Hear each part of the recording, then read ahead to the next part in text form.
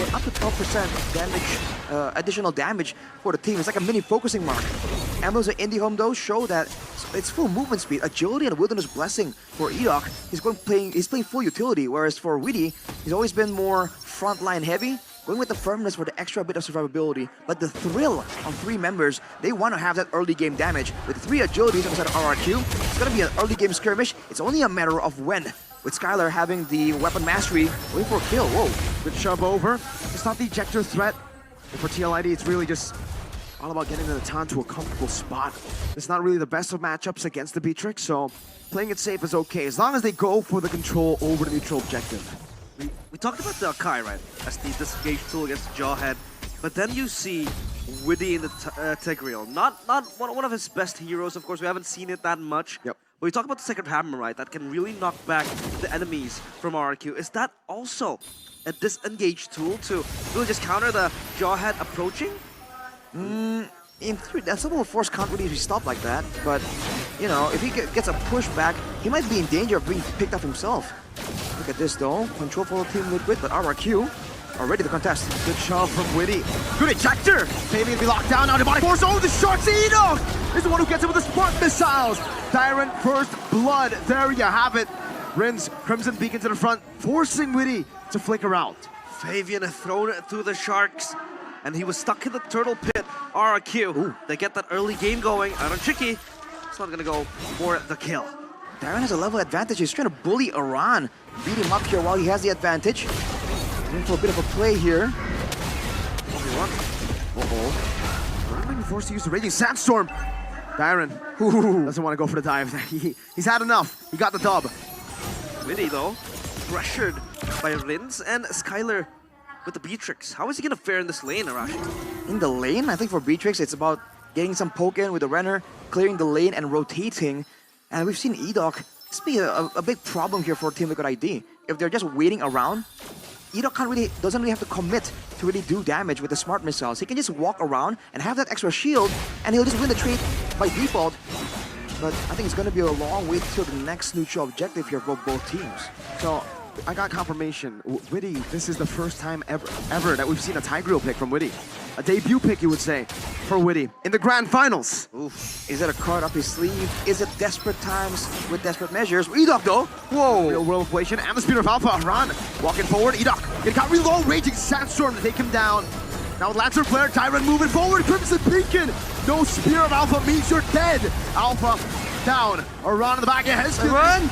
Jumped down by Tyrant under the turret.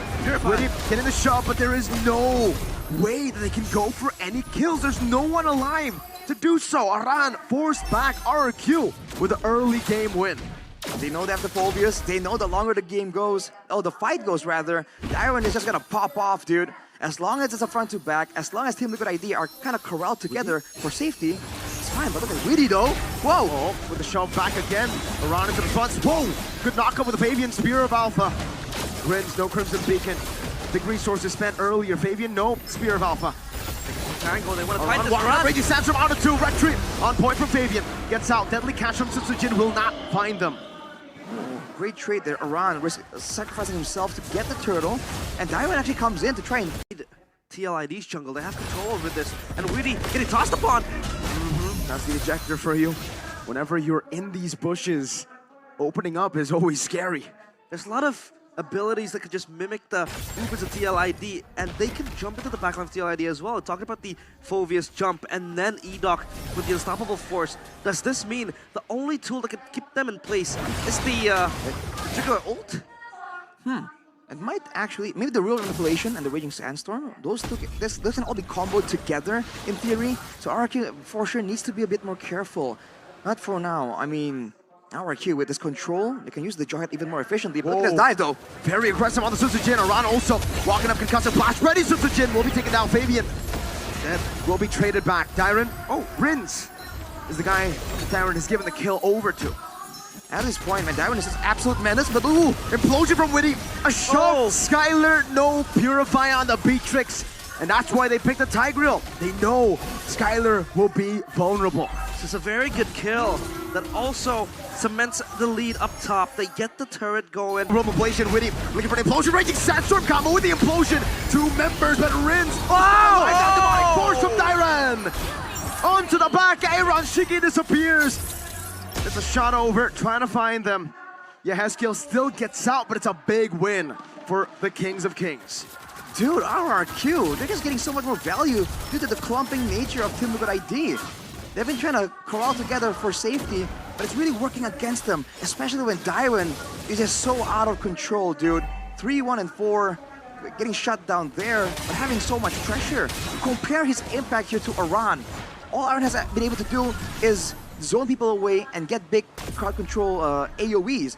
But for Dairon, he's doing everything. He's sustaining, he's doing damage, he's knocking people up left and right. Is just so good right now. His damage, he's actually the highest goal difference from both teams. As an XP. As an XP leader, Insane. that, yeah, so good from Dairon. Has been able to get the targeting going on as the Phobies as well. Jumping into the backline, TLID, they have nothing that can protect them unless either Aran lands a peeling Raging Sandstorm or maybe an implosion also going on. As RRQ, they want to take control of top side, and Aran is there just to safeguard the players of TLID. But now for TLID, what's their winning condition, Arashi? The win condition is to get Aaron Shiki on curve and get a combo, right? If they can actually land a massive combo and catch 3 members of RRQ, it could be a big moment. Oh, Witty! Whoa, they go on to Witty. Implosion used up already. Demonic Force now. Dairon in front of pursuit into Aaron Shiki. Good Spear of Alpha from Fabian, but Dairon just flickers out. Meanwhile, Witty will be dealt with by Sutsujin. Rince picks Yehezkiel up. Fabian has been isolated by RRQ. Usually you see the cavalry run people down. The Kings are running the cavalry down. The lone stallion beheaded by the kingdom. They want the revolution to stop, and they are on course of doing it. EDOC has Flicker. They have a window here with 2 members down. No Tigreal, they're gonna go straight for the purple. Go straight for the Lord. I don't know if they have enough damage to rush it. There's definitely a lot of damage available. But Rince, that was a great play to really separate, to really break apart the composition of Team Liquid ID. This is the problem here for Team Liquid. If they go and group together, they lost earlier because of the AoE, of the combos. If they spread apart, Rince just kind of wedges himself in between all the members, and they just kind of win regardless. They just don't have enough damage just yet. 5,000 gold lead, Lord coming up, RRQ. If tempo is what they're looking for, they're doing a great job. Yeah, they're excelling in their own rights. Now TLID, the only thing they can do is just cut down the creeps, farm it up, maybe just wait for Aaron Shiki to get his power spike in that Holy Crystal, maybe. And this Tatan will have a very, very huge responsibility of carrying this game. Is Skylar with the BOD. This will just even exert more damage towards TLID. But not the items though, Arashi. In the items, Thunderbolt, Radiant Armor completed for Dairon. He's definitely up on the curve. Skylar has the Sky Piercer though. It's a Spa. Let's see. With that build, can he actually get some stacks going? As Hitsujin, as always, man, that damage is great. Oh, there you but go. Third item, Power Spike for Aaron. Now RRQ needs to be a bit more careful. Dairon can maybe tank some shots, but Rince, Hitsujin, and Skylar, they have to be very aware of where exactly Aaron Shiki is. And he has a Purify, so he can't really be stopped as easily. Yeah, a single implosion towards Skylar can be the end of RRQ because Skylar is vulnerable, like you said. No Purify on the Beatrix. Wow. And this is the first Lord, right? So it's easy to take it down, especially when you have Anatan that can just shred it down easily. And the Eve as well. And a Holy Defense. And a Holy Defense. Yep. Well, Fabian, on top of that, goes for the Queen's Wings as well, so it's going to be a bit more durable as well. A fast-moving Jawhead coming straight at you. Definitely scary, let alone the one piloted by EDOC here. Finding a lot of opportunities so far, but RRQ, the patient just wait around right here, and we get a taste of that burst damage. Yehezkiel, almost. The Renner. More than half his HP. It was almost Yehezkiel. Wait, Oh. not yet. Is Yes alive? Yeah, easy alive. killed. Hey! Whoa. Not really like that. A concealed play from TLID. They want to reclaim control of their top side jungle because the wave is shoving towards them, but bottom side, still a slow push for TLID. Dairon might jump in. He does jump in. Ejector, not ready to get Shiragi. Sandstorm onto Rin, still has a Purify. Good disengage here. You're not going to be taken very low. Real world Blation, unable to find him. Dairon on the back, just jumping. Mentor's happening, not connecting. Aaron Shiki finding Dairon Winnie. Finding 2, but then, only then does Rince decide to pop in the Purify. Very, very patient. Oh, Up top. It should be a base turret. It will. Free for RRQ. Wow. Look at how much effort needs to be exerted by Team Liquid ID to catch Dairon. Even then, if they were just a little bit slower, if Dairon was a bit tankier, he could have gotten an extra kill there too. The damage on this hero really is quite insane. Now with the base tower taken, unfortunately for RRQ, it is not on the side of the Lord, so they cannot use it for an advantage. But look at where Skylar is, already cutting, already prepping for the next Lord take. 7.5k gold ahead. Team Liquid ID with the golden combo, the Natan and the Yi. Do they want to contest this? Do they want to let it go and play that defense? Take a page out of Geek Fam's book. They want to. They have to. They have to. They have to defend. They can't contest this Lord. I mean, Witty looked kind of confused with the Tinkerer as well. Yeah. The implosion. It was hard for him to find and target a specific RRQ member. And I feel like, yes, you have to bank on that implosion coming from Witty. But how are you supposed to maneuver if there's so much layer towards RRQ's front line? Especially with all the AoE like waves coming in. You have the deadly catch, but also the wave of the Phoveus just knocking you up. If you're coming from the front, it's going to be so difficult. And I think the idea for Witty is that he wants to come from a different route, not go for a frontal assault, but the zoning. Look at where Edok is at every single time. It's almost like the entrance to the jungle on the bottom side is plugged by Edok. The one on top is plugged by Dairon. Yeah, they have a tri-lane wave pushing up top, down bottom, one in mid as well. This will be the base defense we all talk about. Geek Fam style, TLID, can they hold? Let's see if they can. Edok walking up Rodin, zoning them away. That's an implosion onto Edok. Let's jump back to Edok. Able to flicker out. Rin's gonna be caught by the speed of Alpha though. Aran jumping in, diving in. 2 members down. RWM catching Dairon with a Raging Sandstorm. Dairon melted by Aaron Sticky. And they keep themselves alive in game 5. The revolution still underway. They keep it alive. Renner's apathy to impale Aaron Shiki, but he will be fine. They hold the base, but they lose 2 turrets.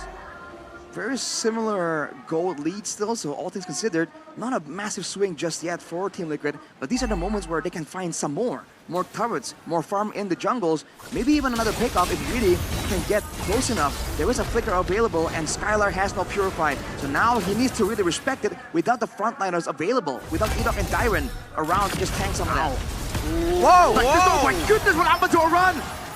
A pull, rock ejector, Witty, caught. Lantern flare over to Aaron Shiki, no! There is no entropy, buys the Blood Wings, he pops the Purify, but he will still be cornered. Even despite dealing that damage. Now in the mid lane, it's a cut in the waves. Fabian will be able to buy some time, Yehezkiel gun down, RWM not enough to take this game, to save this game. Fabian chased down by Dairon. 1 cannon minion, another super minion wave up top. The Kings of Kings have secured match point.